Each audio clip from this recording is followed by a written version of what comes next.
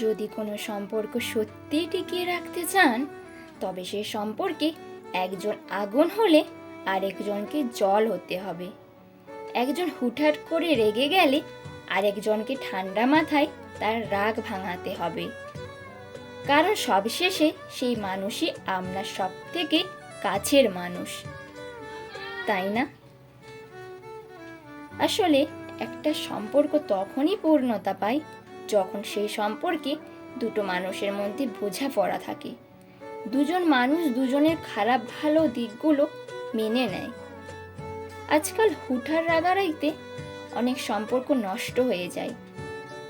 একটা সম্পর্ক তখনই দীর্ঘজীবী থাকে যখন সেই সম্পর্কে দুটো মানুষের সিচুয়েশনগুলোকে বোঝার চেষ্টা করে। যে সম্পর্কে যে কোনো কারণে দুটো মানুষের যদি রাগারাগি করে, তবে একদিন সে সম্পর্ক শেষ হয়ে যায়, যেটা চাইলেও কোনো দিনও ঠিক হয় না। তাই বলে এটা নয় যে সবসময় একজন মানুষই চুপ থাকবে আর একজন রাগ দেখাবে। সম্পর্কে আজকাল অপর দিকের মানুষটার জন্য কখনো কখনো আপনাকে নত হতেও শিখতে হয়, কারণ সবশেষে সেই মানুষটাও আপনার কাছে দরকার। কি তাই তো? যে সম্পর্কে দুটো মানুষ একে অপরকে বোঝে, তার ভালো খারাপ সময়গুলোতে তার পাশে থাকে, তার অভিমান এবং তার ভালোবাসার মাঝে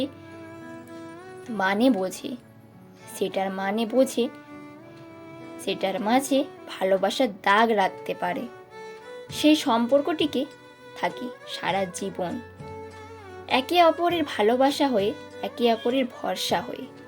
এইভাবে একটা ভালোবাসা, একটা সম্পর্ক পূর্ণতা পায়। আমার ভয়েসে এই ভিডিওটি তোমাদের কেমন লাগলো অবশ্যই কমেন্টে জানিও।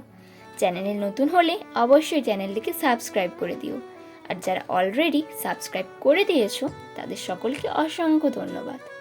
সবাই ভালো থেকো।